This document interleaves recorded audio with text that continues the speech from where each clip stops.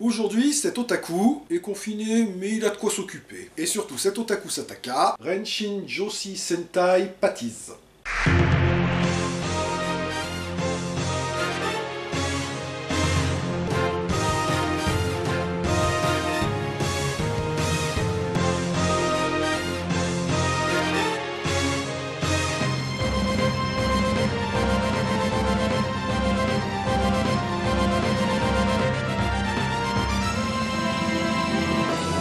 Minasan konnichiwa perfectium des. Comme je l'ai souvent déjà dit, dans l'industrie mainstream, les super-héroïnes live japonaises ne sont pas très nombreuses, et par conséquent on peut compter les équipes de super-héroïnes live sur les doigts d'une main. Sailor Moon, les différentes versions de Veker, Chouchou Torian, les Vanny Knights, et Dragonette qui est pratiquement introuvable en DVD. Vous voyez, j'avais bien dit les doigts d'une main. Du coup, pour en trouver un peu plus, il faut se tourner vers les studios indépendants, tels que Zen Pictures ou Big Peach Entertainment, à qui on doit la franchise Mighty Lady. Mais ils ne sont pas les seuls, et aujourd'hui nous allons nous intéresser à une équipe de super-héroïnes japonaises créée par un troisième studio, Soft On Demand, et cette équipe, ce sont les Patiz. Ikuzo!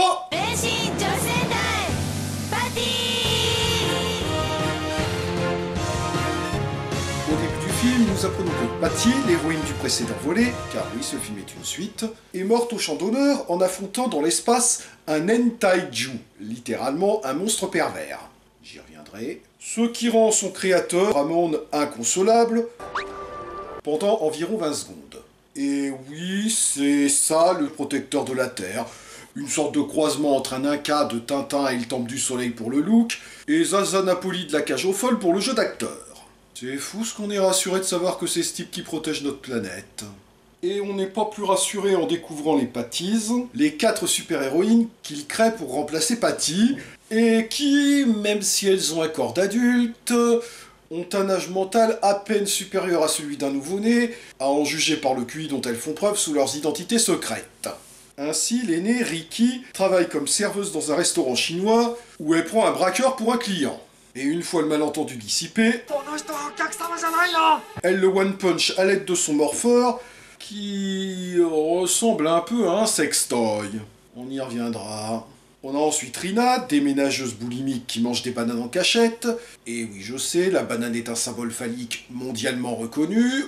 Là aussi, on y reviendra. Donc elle déménage des cartons pour Travelo apparemment. Et à force de jouer au Jenga avec les cartons, arrive ce qui doit arriver. La cliente n'est évidemment pas contente et exige une somme exorbitante en déménagement. Lapsus de circonstance. En dédommagement. Mais Rina a vite fait d'expertiser les fragments de son œil d'aigle et de déduire qu'ils valent en fait beaucoup moins.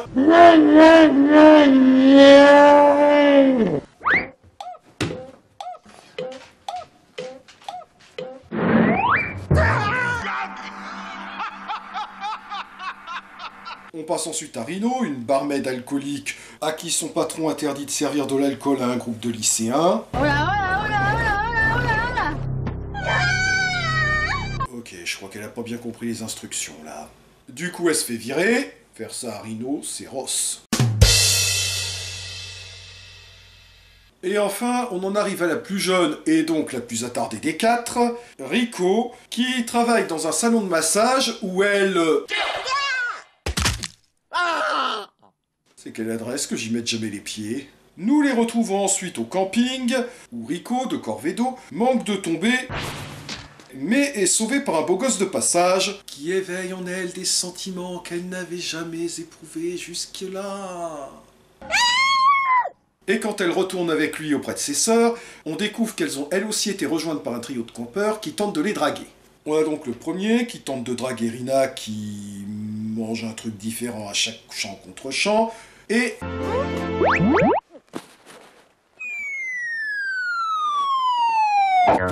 échec. Le deuxième s'attaque à Rino, et les deux en profitent pour se saouler la gueule, et...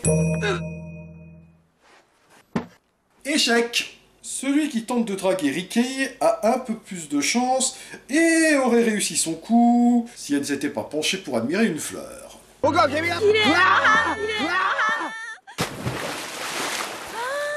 Échec. À chaque fois, j'imagine que ça arrive aux flics dragueurs de Ninja 3. Et bon sang que ça fait du bien. La seule avec qui ça se passe bien, donc, c'est Rico. Oh oh, la lune est rose, ça veut dire que la sœur de Vega va attaquer. Non, en fait, de la sœur de Vega, il s'agit de l'empereur de l'espace, Magus, dont le look se passe de commentaires. Et son épouse Betty, sorte de Rita Repulsa SM, décrite comme la Dokusai de l'espace. Normalement, Dokusai est un mot qui signifie dictature, mais là, il est écrit avec deux kanji différents qui signifieraient plutôt épouse poison. Tout un programme. Durant la nuit, le morpheur de Rico est volé par un individu qui s'est introduit en douce, quoi, dans sa tente. Le lendemain, elle trouve un paquet de cigarettes abandonné sur la route des vacances et décide de les tester, mais surprise par son chéri, qui la prend pour une tabagique et la plaque. Ah oui, c'est vrai que cet avertissement-là, ça manquait sur les paquets de cigarettes. Fumer peut entraîner une rupture amoureuse. Le trio de campeurs débarque alors et lui révèle que ce sont eux qui avaient mis le paquet de cigarettes là pour la piéger et la faire rompre avec son chéri, ce qui est officiellement un des deux traquenards les plus cons de l'histoire. Le deuxième consistant à agresser un gosse sur une plage, pour amener un surfeur à lui acheter une cassette pirate, pour le faire arrêter par des flics ripoux, pour l'obliger à transporter un stock de cassettes pirates, qui contiennent en réalité de la drogue, et remplacer au passage sa planche de surf par une autre qui porte un symbole qu'on va reproduire sur les ports durant une nuit de terreur, permettant de prendre le pouvoir sur une île où on contrôle déjà tout. It's official. This is the craziest bad guy plan in the history of bad guy plans. Je vous jure que j'invente rien, lisez ma case critique sur Chris Melville si vous ne me croyez pas. Il lui révèle également que ce sont eux qui lui ont chouré son morpheur, car ce sont en réalité des sbires de Magus.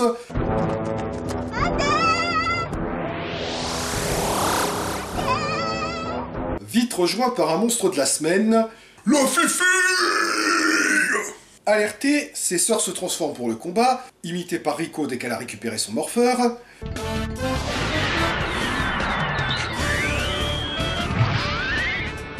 Et chacune transforme son morpheur en une arme différente. L'épée amour, le bâton de rêve et le fouet de l'amour. Le fouet de l'amour, ça fait à peine SM comme nom.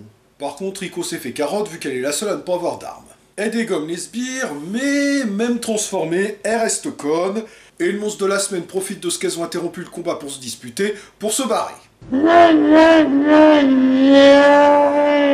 Suite à sa déception amoureuse, Rico est en pleine déprime et s'engueule avec la voix off. Pour lui remonter le moral, ses copines l'invitent à un host club, c'est-à-dire un club où travaillent des hommes chargés de tenir compagnie aux clientes. Si vous en souvenez, on avait déjà vu ce genre de club dans la série Uramiya Honpo, dont un des personnages principaux était justement un host. Et vous remarquerez au passage que même les hosts n'arrivent pas à suivre la descente de Rhino. Sauf que c'était un piège de Magus, troisième plan le plus con de l'histoire, et les pâtisses finissent ruinés et SDF, mais reprennent du service quand Magus lance son offensive contre la Terre. En exclusivité mondiale, les premières images du remake français d'Independence Day. Cocorico. Pour les affronter, Magus envoie un faux host qui se transforme en homme espadon via un effet spécial pourri.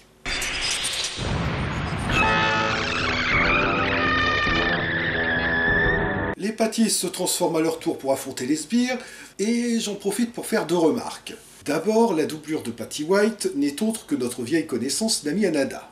Ensuite, le look des sbires est assez spécial, avec leur casquette, leur masque anti-pollution, leur masque de soudeur, leur couche culotte et leur boucle de ceinture en forme de bite. On y revient très bientôt.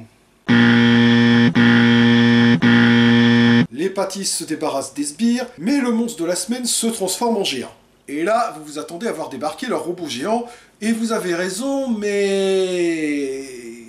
Si vous suivez mon émission, vous avez l'habitude de voir des trucs vraiment bizarres dans les films et séries japonaises. Et après avoir vu entre autres deux gamines dont la tête s'ouvre pour lancer des missiles, un chat en peluche qui fait des ramen, ou encore... ça...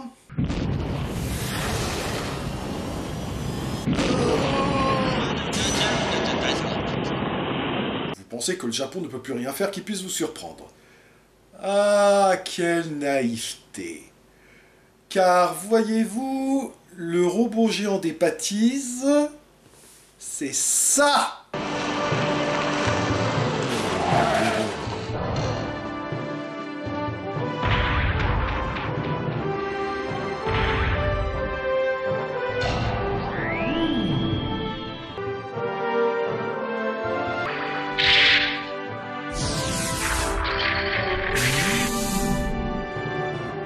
Vous disiez? Mais Magus révèle qu'il tient le love interest de Rico en otage, et celle-ci part le délivrer, et il lui révèle alors qu'en réalité il est...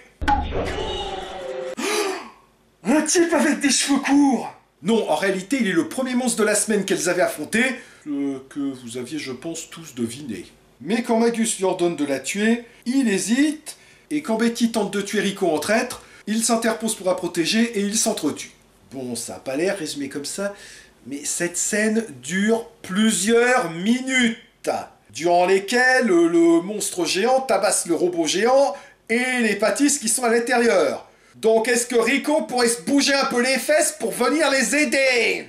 Pas content d'avoir perdu sa chérie, Magus fait exploser son vaisseau amiral, qui ressemble vachement à un étron volant maintenant que j'y pense, et devient lui-même un géant qui matérialise un ring de catch au milieu de la ville, et à partir de là, on a droit à un combat de catch entre un robot géant, un monstre géant et un boss de fin géant, avec commentateur sportif en prime. Qui dit mieux? Et j'ajoute que c'est pas tous les jours qu'on voit un Boeing utilisé comme arme dans un match de catch, même si c'est de la triche. Donc Giant Toast prend cher, ce qui n'empêche pas Rina de s'empiffrer. Mais alors que tout semble perdu, hop, Amun ex machina, Giant Toast se relève, et Rikai power up en mettant le masque de Patty. Et après le fusil de Tchekhov, voici les bananes de Tchekhov.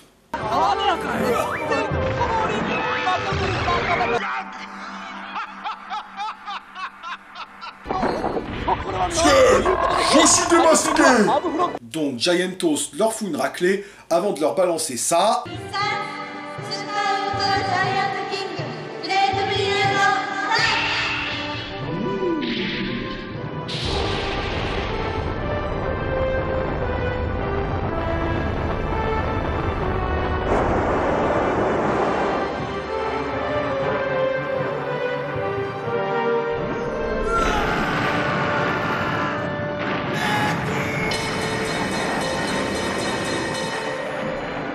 Ok, le robot est détruit, les héroïnes sont mortes. Ah non, même pas une égratignure. Ça, c'est du solide. Ah oui, et je fais remarquer au passage que lui, on lui dit rien quand il fume. Ce qui est complètement du sexisme. Ou du favoritisme envers les robots, au choix. Rangé comme ça côte à côte de la plus grande à la plus petite, on a l'impression de voir la version féminine des Dalton. Tagada, tagada, voilà les Patties. Tagada, tagada, voilà les Patties. Enfin bref, Korede Oharida. C'était donc complètement farfelu. Une sorte de parodie de Sentai complètement loufoque et pas désagréable, même si le scénario consiste surtout en une succession de sketchs.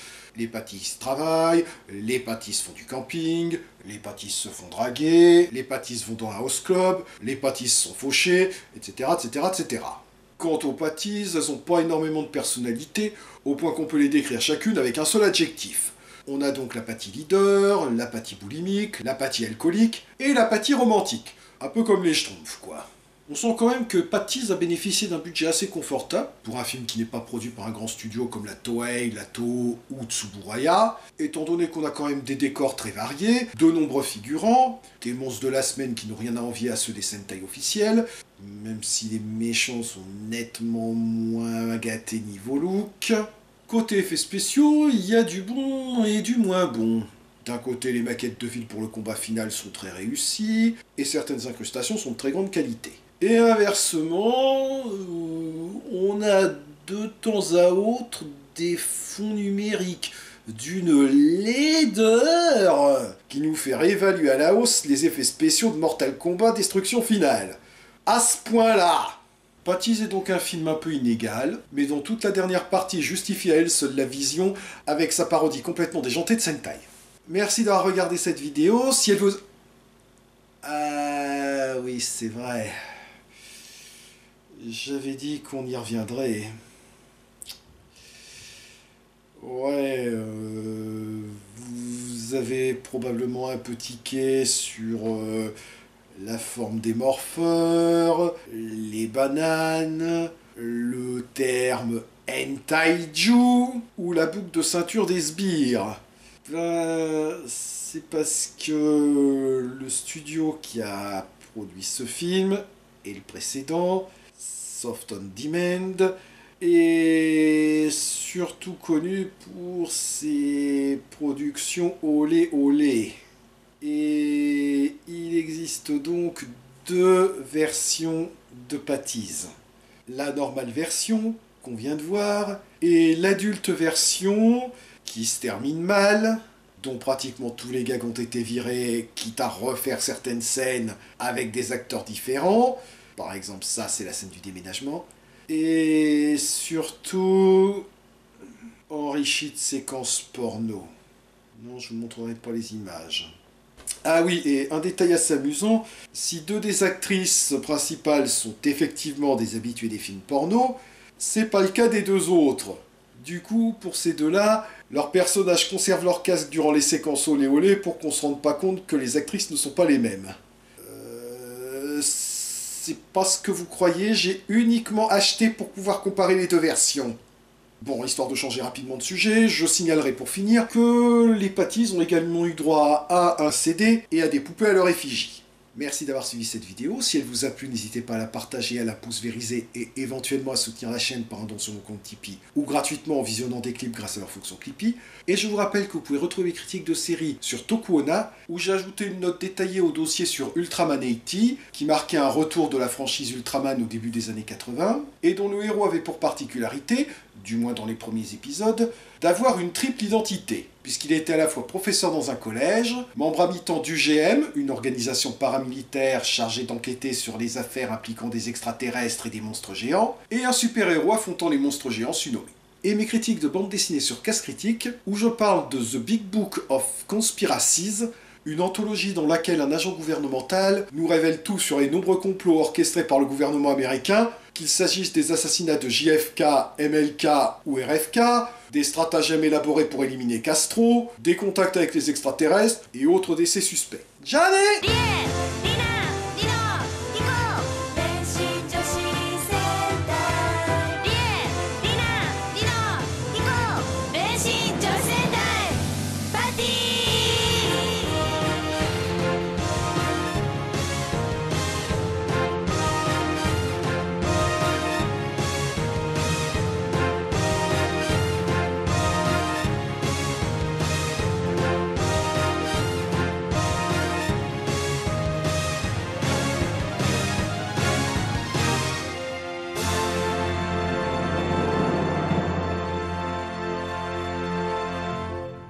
Minasan konnichiwa perfectigum des. Comme je l'ai souvent déjà dit, dans 3 heures plus tard, j'y serai encore. Et c'est que l'introduction.